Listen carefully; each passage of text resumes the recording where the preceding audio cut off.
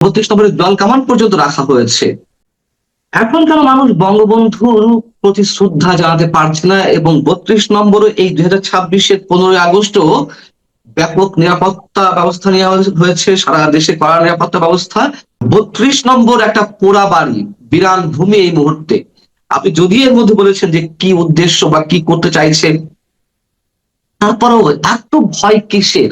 বা আপনাদেরকেও কেন অনুষ্ঠান করতে দেওয়া হলো না? এখন তো একটা নির্বাচিত সরকার এবং বিএনপি ক্ষমতায়, তাদের দাবি অনুযায়ী স্বাধীনতা ঘোষকের দল। আপনি কি বলবেন এখানে এসে? আজকে আমি খুব পরিষ্কার বলতে চাই, বঙ্গবন্ধুকে যতভাবেই নির্মূল করতে চাক না কেন, এই যে আজকে আমাদের প্রোগ্রাম ছিল বিকাল 5টার সময়, আমি জানি না প্রোগ্রামটা করতে পারবো কিনা, ইতিমধ্যে পুলিশের অফিস আমাদের ঘিরে ফেলছে, আমাকে বলছে, ফোন করছে যে আপনারা এই প্রোগ্রাম করতে পারবেন। আমরা বলছি যে তো এটা আওয়ামী লীগের কোন দলীয় প্রোগ্রাম না, উনি স্থপতি, মুক্তি স্থপতি, উনি নিঃশংস হত্যা হয়েছে, আমরা এটা করে আসছি। ইভেন কি গত যে গভর্নমেন্ট, যে ইউনূস সরকার, যে কুখ্যাত সরকার ইউনূস সরকার, সেই সরকারের সময় আমরা করছি। 5 তারিখে অভ্যুত্থান হওয়ার পরও আমরা 15 তারিখে সে প্রোগ্রাম করেছি। এইরকম একটা অবস্থায় আজকে এই প্রোগ্রামটা করতে না দেওয়ার জন্য অলরেডি পুলিশ হাজির হয়ে গেছে। আমরা যোগাযোগ করেছি, দেখি কি হয়। একটা বিষয় খুব পরিষ্কার, এখানটায় একটা চক্র আছে।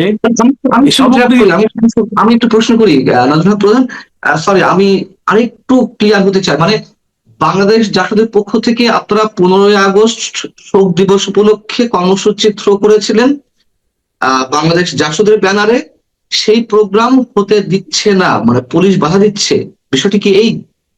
আমরা শুনেন, আমরা আমরা জাসদ, আমরা বিশেষ করে মানে এরশাদ অভ্যুত্থানের পরে, পতন হওয়ার পরে আমরা বঙ্গবন্ধুর 15ই আগস্ট শোক দিবসটা পালন করি। আমরা আমাদের দলের পক্ষ থেকে আমরা পরে ওইখানটা ভিড় 32-এ যেতাম না, কিন্তু আমরা অফিসে অফিসে আমরা মাল্য দিয়ে 15ই আগস্ট শোক পালন করতাম।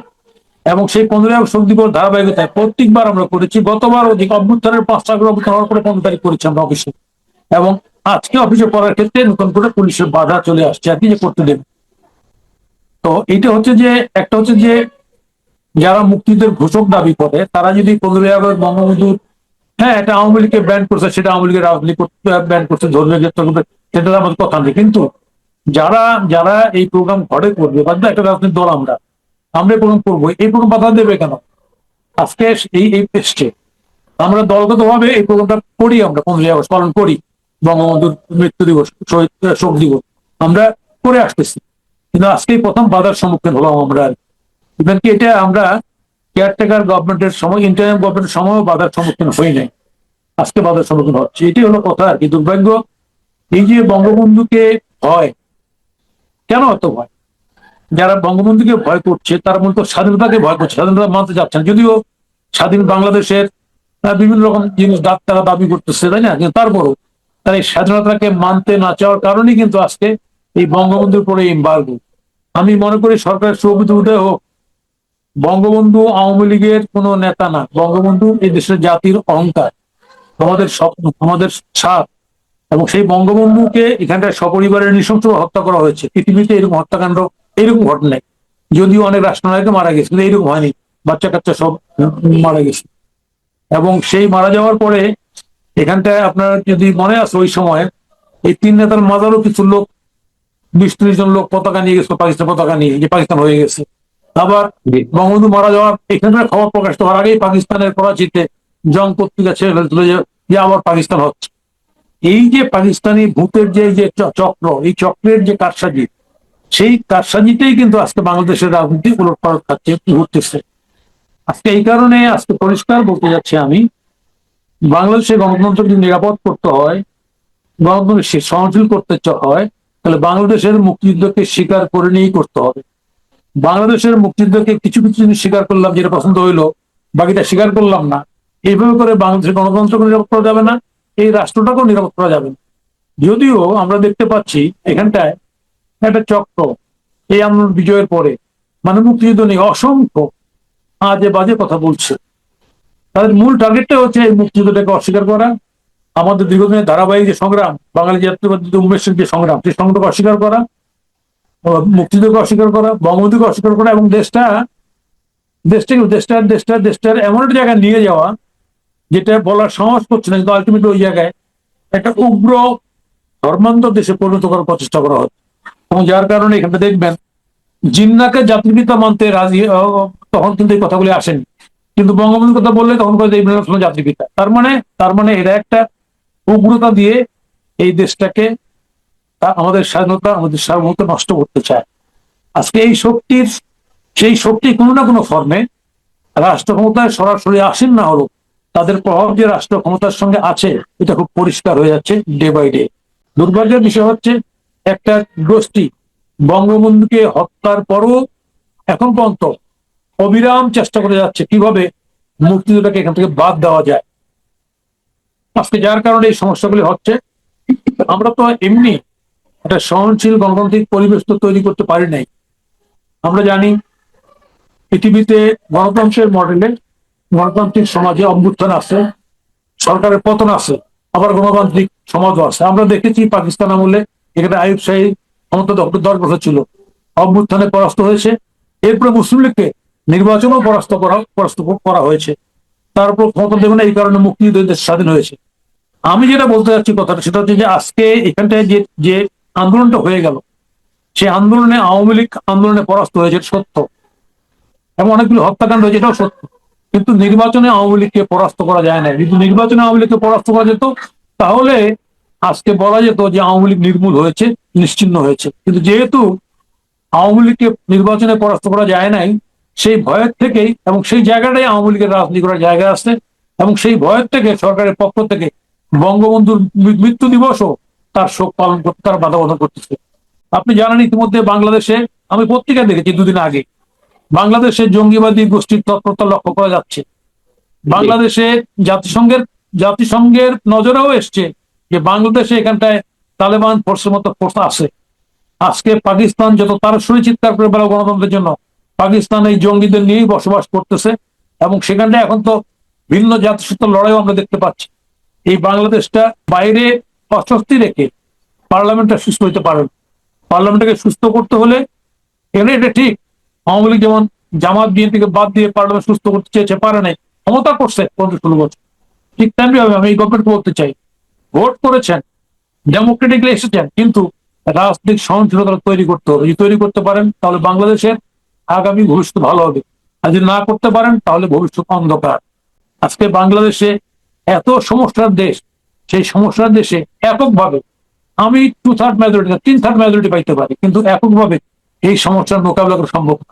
ক্ষমতা চালানো যাবে, ক্ষমতায় থাকা যাবে, কিন্তু জনগণের জোয়ার যখন আসবে তখন এগুলি তাসের ঘরের মতো উড়াই যাবে। আমি সেই জায়গাটাই বলতে চাচ্ছি যে আমরা অনেকগুলি আন্দোলন সংগ্রাম ইতিহাস আমাদের আছে, অনেক সংগ্রাম করেছি আমরা, ফলে সেটাকে লক্ষ্য করে, অতীতটাকে লক্ষ্য করে, অতীতের উপর আমাদের সঠিক পর্যালোচনা করে বর্তমানের উপর দাঁড়িয়ে আমাদের ভবিষ্যৎটা আমাদের গড়তে হবে।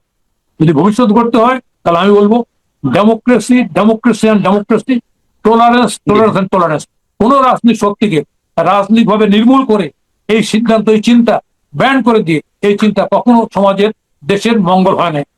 মুক্তিযুদ্ধ যে শক্তি আজকে রাজত্ব করছে, যে শক্তিগুলি বাংলাদেশের রাজনীতির ষড়যন্ত্রের খেলা খেলছে, এটা কিন্তু মুক্তিযুদ্ধের ধারাবাহিকতা কিন্তু বাংলাদেশের রাজনীতিতে আসে নাই। কিন্তু আজকে বলতে বাধ্য হচ্ছি আমি, আজকে আওয়ামী লীগের ত্রুটির কারণে, ভুলের কারণে, ভুল শাসনের কারণে বাংলাদেশের ঘটনা ঘটছে। আজকে যেমন ধরেন এখানটায় আমরা মাঠের থেকে রাজনৈতিক দল গঠন করছি, টিকতে পারছি কি পারি আলাদা কথা, কিন্তু এখানটায় ক্ষমতায় গিয়ে দল গঠন হয়েছে, ক্ষমতাশ্রয়ী রাজনৈতিক দল। বর্তমান সরকার যেটা বিএনপি, এটা ক্ষমতায় গিয়ে এই দলটা তৈরি হয়েছে, এক্সেশন ক্ষমতায় গিয়ে তৈরি হয়েছে, রাজনৈতিক ধারাবাহিক সংগ্রামের মধ্যে দিয়ে তৈরি হয় নাই। ফলে এই দলগুলির চিন্তার মধ্যেই বিভ্রান্তি আছে, যদিও অনেক রাজনৈতিক দল এসব দলে যোগদান করেছেন। আমি বিভ্রাটটা এই কারণে আছে যে এরা স্বাভাবিকতাটাকে মানতে চান না দেখে আজকে এই যে 15ই আগস্ট, আমি তো মনে করি 15ই আগস্ট এই শোক দিবস, এটা গভর্নমেন্টের এক্ষেত্রে পরিষ্কার হওয়া উচিত ছিল যে কোনো দলগতভাবে যেহেতু আওয়ামী লীগ ব্যান্ড কোনো কার্যক্রম হবে না, কিন্তু শেখ মুজিবকে কেউ ঘরের মধ্যে, কেউ রাস্তার মধ্যে প্রোগ্রাম করতে পারবে না, ধরনের পরিষ্কার করলে সরকারের খুব ক্ষতি হতো। সরকার তো মুক্তিযুদ্ধের দাবিদার, ফলে সেইটাকে যদি উনি মনে করে যে এটাকে বাদ দিয়ে ওইটাকে হাইলাইট করে তাহলে হবে না। তাহলে মুক্তিযুদ্ধটাকে ধারণ করার জন্য সরকারের একটা কর্মপদ্ধতি ঠিক করতে হবে, বেসিক জায়গা ঠিক করতে হবে। যদি ঠিক করতে পারেন তবেই রাজনীতি পরিষ্কার হবে, আর নাহলে রাজনীতি পরিষ্কার হবে না, তাহলে কি বিএনপি কি রাজনৈতিকভাবে লাভবান হচ্ছে? এটি করে কি লাভবান হতে পারবে যে না। প্রক্রিয়া এখন বিএনপি চলছে?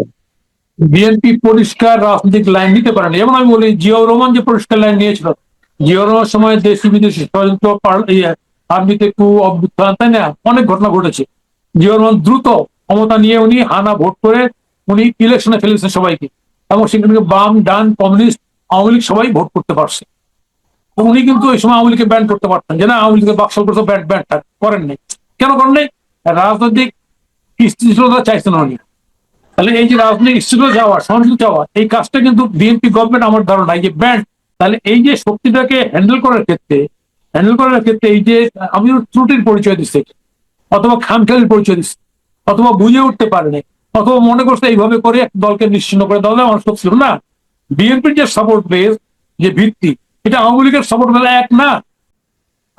আপনি মুক্তিযোদ্ধা, আপনি একটি দলের নেতৃত্ব দিচ্ছেন, আপনি বঙ্গবন্ধুকে স্মরণ করবেন সেটি পারছেন না, কিন্তু সেখানে আমরা দেখছি এই 15 আগস্টেই কোন কোন নতুন আত্মপ্রকাশ করা দল, তারা এই বিকেল 5টায় সম্ভবত জাদুঘরের সামনে, জাতীয় জাদুঘরের সামনে কর্মসূচি দিয়েছে। আমি নাম উল্লেখ করে বলছি, বাংলাদেশ আজাদ পার্টি। এবং এই আজাদ পার্টি যিনি কর্ণধার, তিনি ফেসবুকে ঘোষণা দিয়েছেন, আমার সামনে আছে সেটি। তিনি বলছেন যে জুলাই শুধু, মানে আগস্ট শুধু 36 জুলাই নয়, আগস্ট আমাদের অনেক কিছু পাওয়ার জিনিস।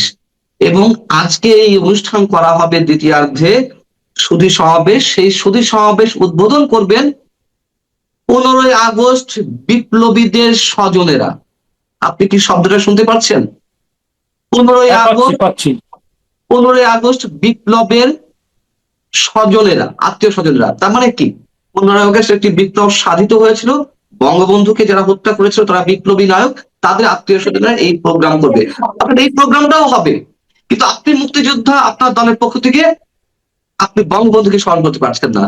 তাহলে কোথায় দাঁড়িয়ে আপনাকে আছে? একটা বিষয় খুব পরিষ্কার করে বলতে চাই।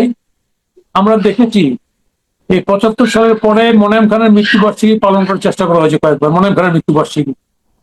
আমরাও কয়েকবার মৃত্যুবার্ষিকী রাজনীতি প্রোগ্রাম রেখেছিলাম। আলটিমেটলি এখন আর প্রোগ্রামটা কেউ পালন করে না, মোনায়েম খানের মৃত্যুবার্ষিকী। আজকে এই ধরনের প্রচেষ্টা হবে এই জায়গায়।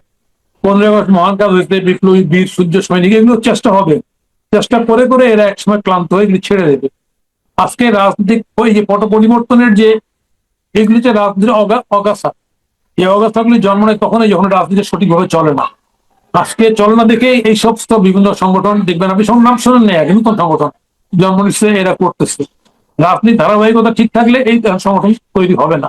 এগুলো অতীত হয়নি, ভবিষ্যৎ হবে। তবে কিছু কিছু ক্ষেত্রে ওই বললাম, রাজনৈতিক অস্বস্তিকর পরিবেশে তখন এদের জন্ম হয়, এরা এইসব কাজ করার চেষ্টা করে, কিছুদিন চালায়, তারপর আবার বন্ধ হয়। এটি হচ্ছে ঘটনা। মহান শোক দিবস 1975 সালে, আজ থেকে 51 বছর আগে, এই যে সপরিবার হত্যাকাণ্ড, এর ভিতরে একটা রাজনৈতিক উদ্দেশ্য ছিল, এবং সেই উদ্দেশ্যটা হচ্ছে বঙ্গবন্ধুকে না, মুক্তিযুদ্ধকে নিশ্চিহ্ন করে দেয়। কিন্তু সেটা করতে পারে না এই কারণেই যে বাংলাদেশের জনগণ, স্বাধীনতাকামী জনগণ মুক্তিযুদ্ধের প্রশ্নে অটল অবিচল ছিল। যার কারণে আমরা দেখতে পেয়েছি 75-এর পরে বঙ্গবন্ধু হত্যা কিন্তু বিচার করা যাবে না, ইন্ডেমনিটি দেওয়া হয়েছিল। এবং বঙ্গবন্ধুর 15 আগস্ট পালন, শোক দিবস, অমুক তমুক, কেউ কিছু করতে পারে না। এসব বিষয়ে বহু ইচ্ছা কাহিনী বাংলাদেশে আছে অতীতে, কিন্তু আলটিমেটলি এটাকে রক্ষা করা যায়নি। হত্যাকারীদের ফাঁসি হয়েছে, কিছু হত্যাকারী পলাতক এখনো আছে বিভিন্ন দেশের মধ্যে, 5 জনের মতো। আজকে হত্যাকাণ্ড কিন্তু আমরা খেয়াল করি, হত্যাকাণ্ড দেখেন, বঙ্গবন্ধুকে 18টা গুলি করছিল পেটে, বুকে, এবং শুধু তাই না, মুখ মুখ বাদ দিয়ে যে তর্জনী উনি স্বাধীনতা নির্দেশ করেছিল, সেই তর্জনীটাকে ছিন্ন ভিন্ন করা হয়েছে। এবং সেই লাশটা নিয়ে যাওয়া হয়েছে টুঙ্গিপাড়ায়, লাশ না দেখিয়ে পেঁচিয়ে তাকে দাফন করার জন্য। সেখানে ইমাম সাহেব উনি প্রটেস্ট করেছেন, না এইভাবে কোনো মুসলমানের দাফন হতে পারে না, আমাকে দেখতে হবে উনি শেখ বঙ্গবন্ধু, শেখ মুজিব কিনা। যাই হোক, সে দাফনটা সংগঠিত হয়েছে সে জায়গায়। এবং কিভাবে কি কোন পরিণত দাফন হয়েছে শেখ মুজিবুর, আপনারা জানেন যে সেখানটায় সাবানটা দিয়ে, ওই যে শাড়ি দিয়ে, হ্যাঁ, সাদা শাড়ির পার কেটে দিয়ে তাকে দাফন করা হয়েছে।